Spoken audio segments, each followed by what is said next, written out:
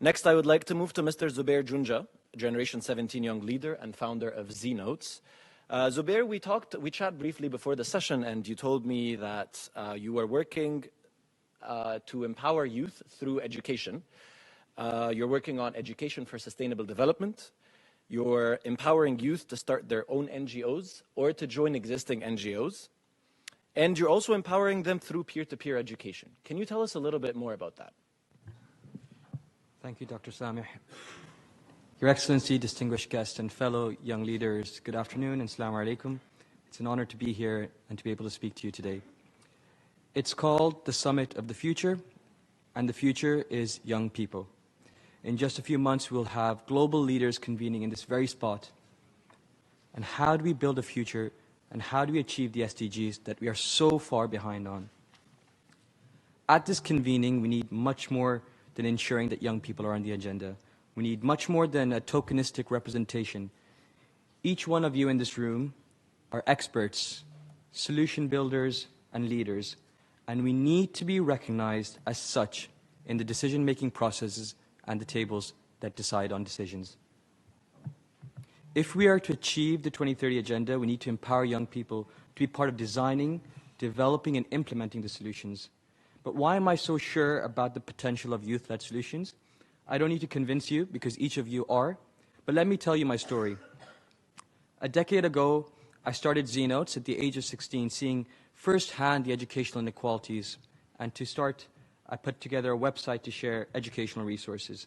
Today, it has transformed into a global student movement that is fighting educational inequality by providing free educational resources through an online learning platform and by convening a global community of peer learners. Today, we've reached over 5 million students and educators from 190 countries, and in last year alone, over 800,000 students and educators accessed our platform. We've flipped the script on what the role of a student can be. From a passive consumer, we've empowered them to be active creators and proponents of the system. And in fact, it's more than that. We've empowered them to be agents of change. Students building resources, students teaching lessons, and students running a global organization. We're laser focused on ensuring that every young person has an even playing field when it comes to high-stakes exams, which determine the livelihoods and their futures. The result is that over 90% of learners are more confident in their exams. And here's the wild card. These student-built resources are being used by tens of thousands of educators to teach their own lessons. So students building resources that teachers then use in their lessons. Crazy. But the real power comes in when young people are brought into the system to create, develop, and be part of the solution.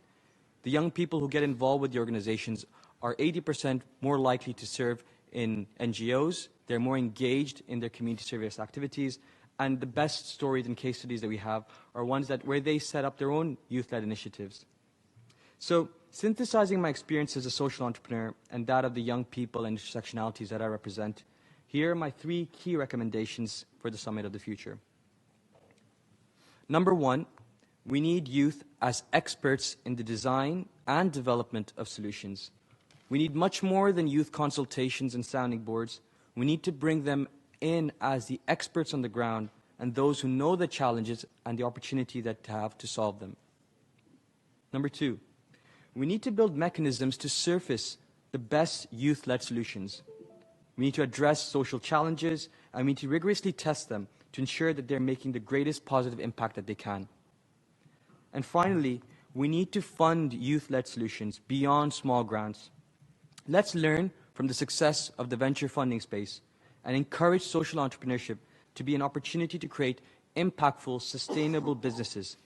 We need to truly create impact investment funds that can propel the most encouraging solutions to scale and impact the lives of hundreds of millions.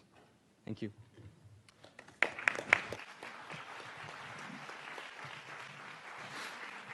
Thank you very much, Zubair, for sharing your very